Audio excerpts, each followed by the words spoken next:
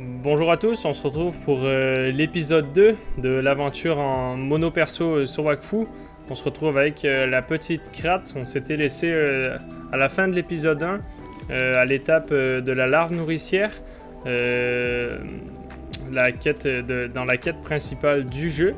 J'avais dit qu'avant de continuer vers le nid de larve, on allait regarder un peu ensemble les caractéristiques et puis nos sorts également. Donc on va regarder tout ça et après on va aller attaquer la suite de la quête principale. Donc pour ce qui est de nos sorts, en fait c'est juste qu'on en a débloqué 2 jusqu'à maintenant. Donc on a flèche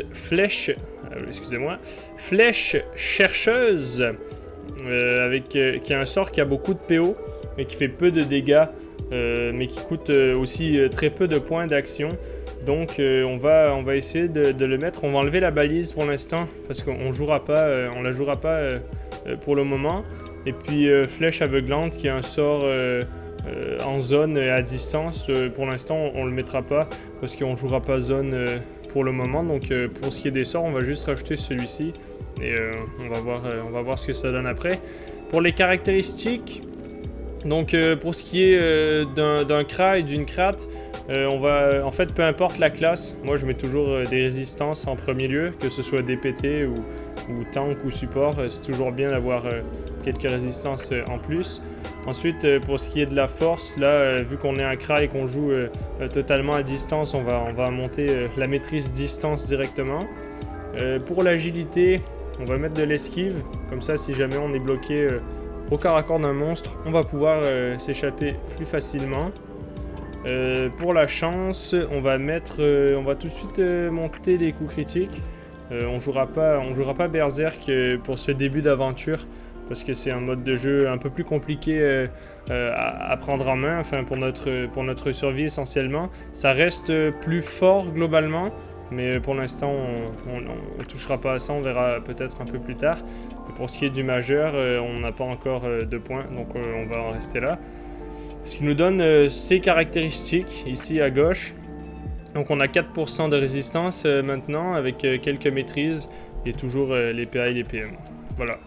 Donc on va commencer cet épisode 2 avec le nid de la larve nourricière qui se trouve juste ici dans les égouts d'Astrub. L'entrée est ici. Et puis nous on était tombé à côté de Donalangelo ici. Et voilà. Donc on va pouvoir débuter. C'est encore une fois un genre de mini donjon comme on avait vu dans l'épisode 1. Ici dans la salle 1, on va retrouver 2 petites larves blanches. J'ai du mal aujourd'hui. Enfin je dis aujourd'hui mais je tourne cette vidéo directement à la suite de l'épisode 1. Comme ça je vais prendre un peu d'avance sur les épisodes. Donc encore une fois, en tant que bon Kra, comme voilà, vous voyez, on commence déjà à taper un peu plus fort comparé à l'épisode 1 où notre flèche de recul ne faisait pas 15 de dégâts. Hop. On a fait du 13. Est-ce qu'elle va avoir la portée? Non. Et vous voyez flèche chercheuse, qui est le sort qu'on a rajouté. On a beaucoup plus de PO. Hop. On prend un petit niveau encore. Du coup maintenant à chaque fois on va rajouter dans les caractéristiques qu'on a déjà mis. Juste ici pour nous. Ça on va l'enlever, c'est des petites quêtes secondaires pour le moment. On va pas y toucher. Je sais pas si j'avais mentionné dans l'épisode 1, mais étant donné que le but de ce perso est de monter en monocompte tout seul, on va faire la quête principale, mais on fera aussi les petites quêtes mercenaires un peu partout dans les zones. Je crois que je l'avais dit, mais je suis plus sûr. Du coup, je fais juste un petit récapitulatif. On va se mettre le plus loin possible de celle-là. Celle-là qui a 126 points de vie. Et vous voyez, on commence à avoir des petites fluctuations dans les résistances. Par exemple, celle-ci, on n'a pas réussi à la tuer. Celle-ci est faible en terre, donc on va essayer de lui lancer soit des flèches criblantes, soit des pluies de flèches pour l'éliminer plus rapidement. On va faire ça, et on va pouvoir commencer à taper celle-là. Je vais essayer de tuer celle-là pour pouvoir monter vers le haut, tranquillement. essayer de fuir l'autre en bas. Hop, on regarde un PM. Ça, c'est un sort très pratique pour le Kra. Étant donné qu'on vole un PM, c'est pas à 100% sûr. Mais souvent ça marche, donc c'est toujours bien. Pour fuir et jouer à distance. Hop, ici on va faire ça. Comme ça. On va la terminer tranquillement avec des flèches terre. Et après je crois qu'on va passer au genre de boss, une genre de grosse larve. On a réussi à enlever un PM.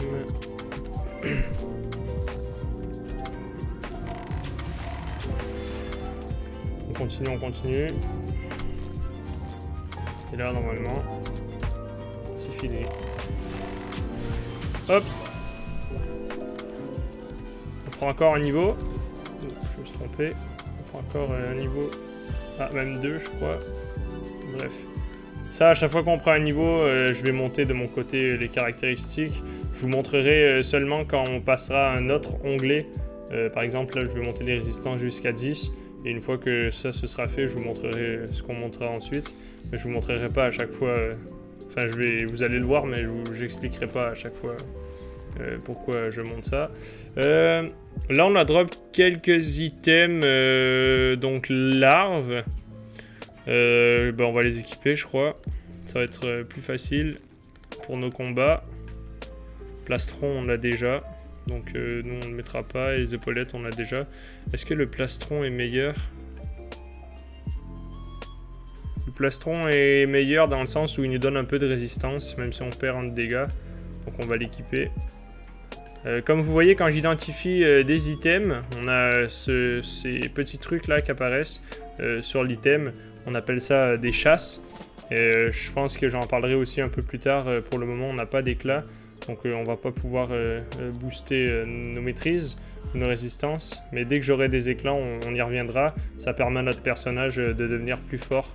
Et donc d'augmenter ses statistiques. Hop, on va lancer le combat contre cette belle larve nourricière. On va se mettre le plus proche pour cette fois. Étant donné que sinon on la touchera pas. Bon, je m'expose un petit peu, mais on va venir commencer à faire des dégâts. Normalement, voilà. Normalement, elle fait spawn des larves blanches, comme tout à l'heure, qui font quelques dégâts, qui enlèvent des PM. Aïe, aïe, aïe, ça c'est... Ça c'est problématique. On va en tuer une. On va tuer celle-là aussi. Je sais pas à quelle fréquence elle... à quelle fréquence est-ce qu'elle en remet en fait. Mais bon, pour le moment, on va faire ça et ça. Comme vous voyez, elle a 8% en résistance R. Donc c'est mieux de ne pas la taper avec ces sorts-là. Là, j'avais pas le choix, mais on va taper dans d'autres éléments. Et là, on va pouvoir la finir tranquillement, je crois. Hop. Et voilà. Donc, on a fait... Je vais juste enlever la quête ici, voilà. On a fait la petite étape de la quête et maintenant, on doit retourner parler à Donna l'Angelo. Donc, on va y aller tranquillement.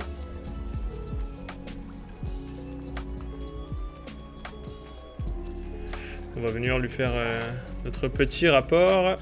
Aventurière, sois brève, car je dois faire régner la justice dans mes égouts, et crois-moi, la tâche ne me permet guère de repos. Alors nourricière ne sera plus un problème. Tu dégages un fort potentiel. Je n'ai encore croisé aucune aventurière comme toi. Avec tes capacités et l'entraînement que je t'ai donné, tu es enfin prête à affronter les larbins du culte d'Ogrest. Chouette, c'est par où? Pas de précipitation, reste sur tes gardes, surtout avec Shredderch. Le danger peut arriver de n'importe où. Leur camp se trouve plus à l'est. Merci, Donna l'Angelo. Je vais m'équiper de suite et me rendre au camp. Voilà. Donc là, on a validé la petite quête et on a eu les items dont on avait parlé à l'épisode 1 à la fin. On a eu le Noon et le Chakoup. Comme ça, ça va augmenter bien notre maîtrise. Et on a eu la petite amulette également, qu'on n'avait pas pour le moment. Donc on va encore une fois augmenter nos statistiques. Ça, je crois que j'ai rien de disponible. Et j'ai vu que j'avais un nouveau sort. On a Flèche cinglante ici, qu'on a débloqué, qui va permettre d'enlever du PM. Un peu comme ce sort-là, mais ça va être plus efficace. Donc on va le garder ici pour le moment. Et on débloque notre premier slot de passifs. Donc les passifs, ce sont des sorts, en fait des états, ou des sorts ou des états que chaque classe va se permettre d'avoir. Ils changent d'une classe à l'autre évidemment. Et nous pour le premier, en fait, sauf ceux qui sont entourés rouge comme ça, ceux-ci sont pour chaque classe. Mais nous, notre premier passif de Kra, c'est Archifuté. Donc à chaque fois qu'on va lancer un sort élémentaire, c'est-à-dire feu, terre ou air, on va gagner 10 d'affûtage.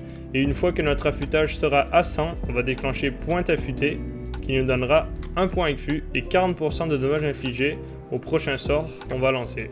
Donc on va l'équiper. Et comme je dis, ça coûte pas de place pour les sorts, c'est quelque chose qui va se faire tout seul à chaque combat. Donc c'est pour ça que c'est appelé des passifs. On va continuer avec notre petite quête. Je ne te laisserai pas déranger, maître Shredderch. Et ça lance un combat directement. On n'a pas le temps de respirer. On va se mettre là. Le faucheur grouilleux, qui a des petits 13, un peu 2%. Donc je rappelle qu'on a 4. Ah non, maintenant on a 9%. On a équipé des items larves.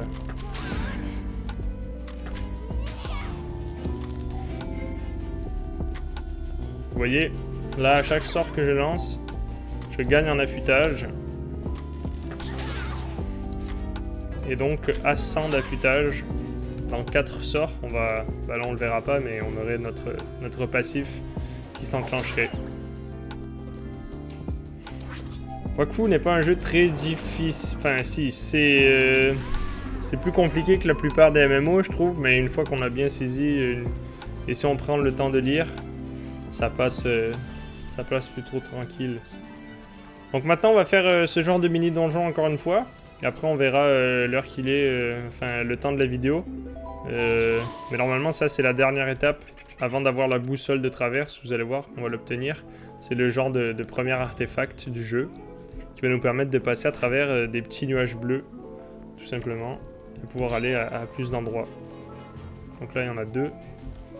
Avec 26 points de vie, ce qu'on va faire, on va directement taper celui-là, on va venir se cacher, enfin s'éloigner.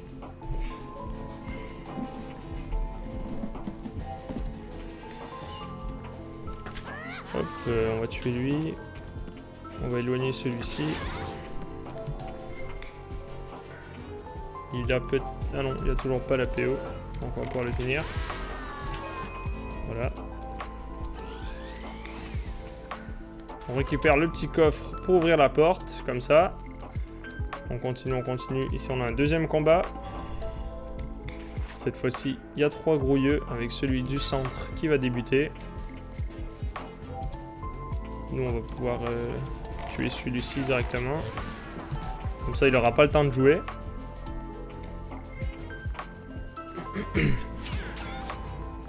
Ah, celui-ci a eu la PO. C'est pas très grave. C'est pas grave si on prend des dégâts, c'est juste que j'aime bien essayer d'en prendre le moins possible, plus pour m'amuser. Là normalement on a...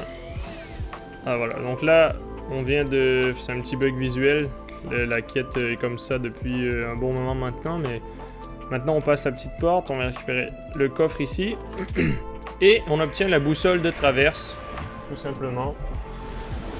Donc là, ils nous font comprendre comment ça marche en rajoutant des petits nuages bleus. Et là, on a un genre de petit labyrinthe. Il faut qu'on vienne activer ce levier, mais on est bloqué par les pics. Alors, ce qu'on vient faire, on vient passer quand la trappe est fermée. Abaisser le levier. On repasse, ça a ouvert les pics en bas. Et là, on utilise notre boussole de traverse. Hop. On active ce deuxième levier. On revient. Et là, on active la boussole de traverse encore une fois. Et on va faire la dernière salle du donjon. Enfin, l'avant-dernière salle, je crois. Après, il va y avoir le boss. Si je me trompe pas... Non, on va venir se mettre ici. On va tuer celui-là.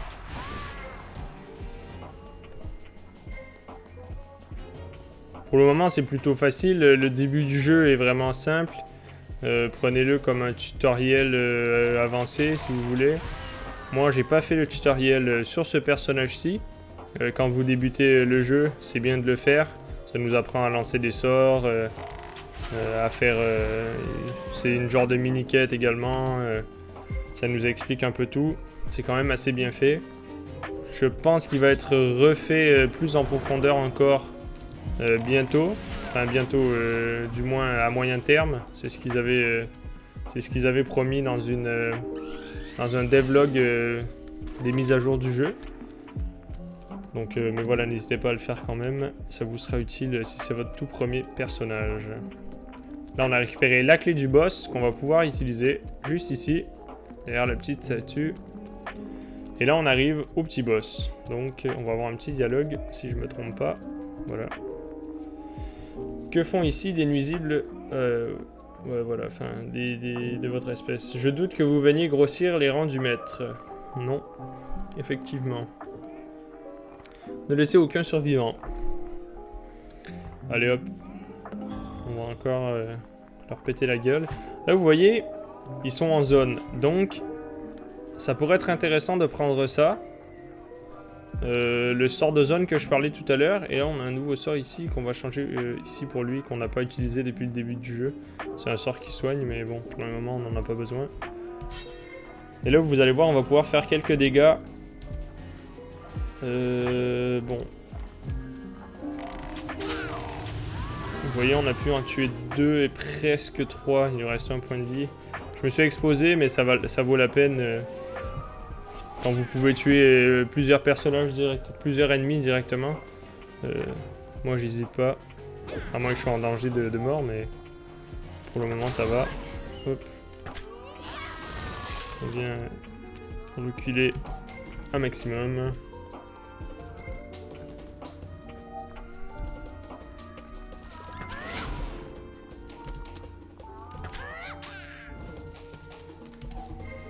Là, il va peut-être avoir la PO. Celui-ci a 4 PM, donc il peut se déplacer de 4 cases par tour. Et donc, il a plus de liberté. Bon, on va quand même venir... Ça le tue pas. On va reculer ici. Et on va le finir au prochain tour. Et donc, on aura vaincu Shredderch, ce fameux Shredderch dont on parlait depuis tout à l'heure. Et vous voyez, on a obtenu la boussole de traverse, une petite miniature d'Ogrest, de l'XP et quelques kamas. Et là, on a le chevalier d'Astrub qui est enfermé, qui était capturé par Shredderch. Et donc, quand on ouvre, on se retrouve à débloquer le chevalier d'Astrub, qui est un compagnon qu'on va pouvoir équiper pour nous aider dans les combats, tout simplement. Nous, on le fera pas, parce que j'aime pas trop... Enfin, il y a des compagnons utiles, mais celui-ci sert seulement à faire des dégâts, je m'en servirai pas. Étant donné que j'en ai pas besoin. Là, je crois qu'il y a un petit bug sur cette quête. C'est assez long avant que le PNJ arrive. Voyons voir. Toi, c'est toi. Tu es l'héroïne de la prophétie, cela ne fait aucun doute. Rejoins-moi immédiatement sur le mont Zinith. C'est ta destinée de gravir le mont Zinith et de vaincre Ogrest. Moi, Ulu, le messager des dieux, je garde un œil sur toi. L'héroïne de la prophétie, je t'attends au mont Zinith. Et là, boum, on atterrit ici. Et là, on a fini la première partie de la quête principale, c'est-à-dire la partie qui se déroule à Astrub, la première ville où on arrive quand on commence le jeu, tout simplement. Donc là, voilà, on a fini la première zone. Et là, la deuxième partie, comme vous voyez ici, on commence le chapitre 1, l'appel de Ulu. Et donc, il faut retourner parler à Pépépal, encore une fois. Je vous avais dit qu'on lui parlerait souvent. Mais là, je crois que c'est dans les dernières... je crois que c'est la dernière fois même. Si je dis pas de bêtises. Qu'on va parler à Pépépal. Tu as réussi à vaincre les membres du culte d'Ogrest dans le temple des égouts. Oui, ils ne reviendront plus semer la pagaille. Félicitations. Heureusement que tu étais là pour secourir le chevalier. Il a une dette envers toi. D'ailleurs, j'ai rencontré Ulu qui me disait que j'étais l'héroïne d'une prophétie. L'héroïne de la prophétie, je ne dirais pas que tu es héroïne, mais je suis sûr que tu peux le devenir. Que t'a dit ce Ulu? Il m'a demandé de le rejoindre immédiatement sur le mont Zinith. Le mont Zinith, c'est l'endroit où il y a Ogrest, tout simplement, le boss du jeu, enfin de la quête principale, le dernier boss de la quête principale, qui est dans l'histoire de Wakfu. Le mont Zinith, c'est un endroit très dangereux. Va parler et annonce ton départ à Maître Boss. Il y aura des précieux conseils. Je vais aller trouver Maître Boss. Merci Pépé. Ah, j'allais oublier, prends ceci, c'est bien mérité. Merci Pépé, à très vite. Et donc il nous donne la petite cape des mercenaires, encore quelques maîtrises en plus. On a eu l'anneau ici aussi, qu'on va pouvoir équiper. Et là on a des petites miniatures et des statues. Alors où est-ce qu'on va poser ça? Tout simplement, soit vous les jetez, parce que ça vous intéresse pas du tout. Soit vous avez ici le havresac, Shift H en raccourci. Et quand on clique dessus, on rentre dans une genre de petite maison qui est propre à notre personnage et on va pouvoir déposer nos récompenses, les organiser un peu comme vous voulez. Et il y a beaucoup de joueurs qui aiment décorer leur havresac. Et donc voilà, soit vous les posez ici directement, soit vous allez les dropper, enfin les déposer dans le coffre qui est juste ici, qui est commun à tout le compte. Et voilà. Et lui, on en parlera une autre fois, c'est un petit bonhomme qui va nous donner des quêtes assez intéressantes par la suite dans le jeu. Donc là vous voyez, on a une genre de... C'est encore la quête principale je pense, de parler à Mémépal.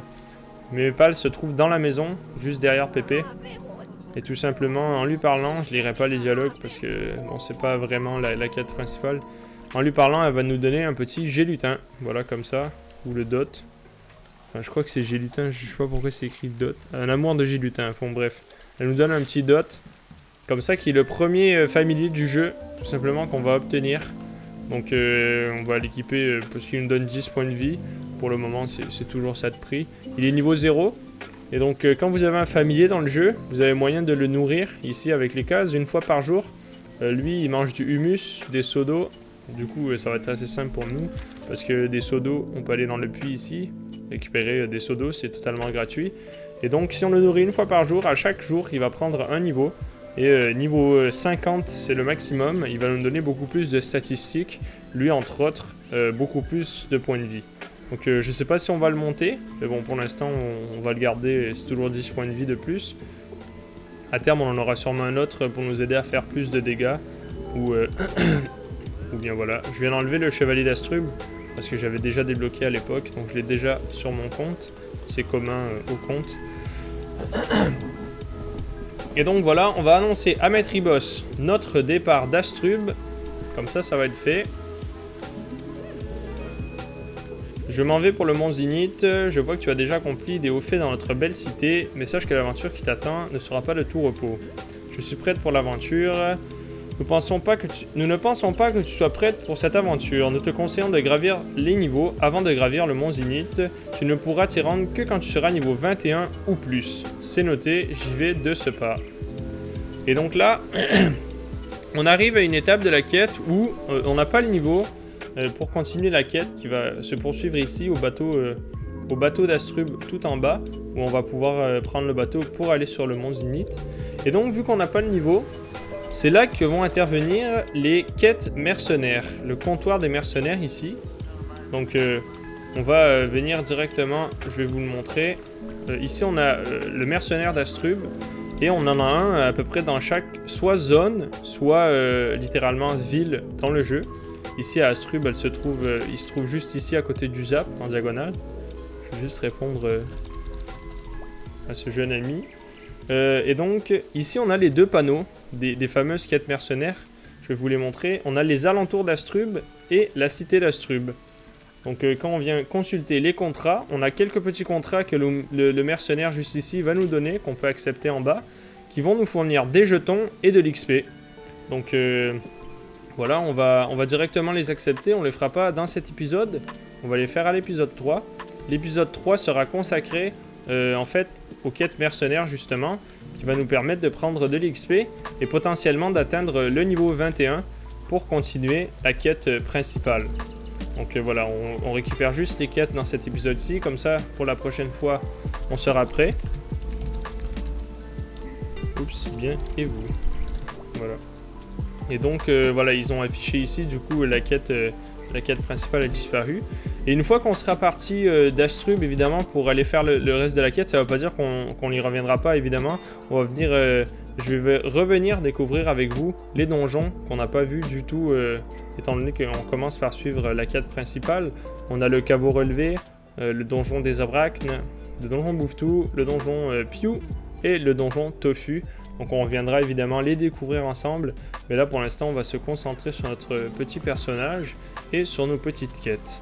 Donc j'espère que cet épisode vous aura plu également, tout comme le premier. Je m'excuse encore une fois si des fois j'ai du mal à parler, etc. J'imagine que ça viendra plus tard. Et donc je vous remercie d'avoir suivi, et puis on se donne rendez-vous pour l'épisode 3. À très bientôt, bye bye.